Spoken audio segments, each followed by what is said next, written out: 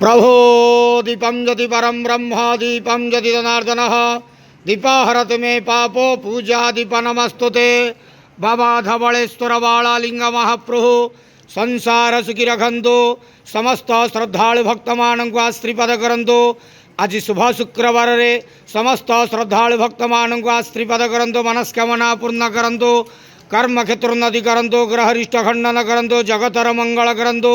विश्वर कल्याण करंतु आपणकर नाम विख्यात करंतु सेवकर डाक श्रवण करंतु समस्त गुआवसा भक्त मानकर मनस्कामना पूर्ण करंतु बाबा धवलेश्वराय बालालिंगाय नमो नमः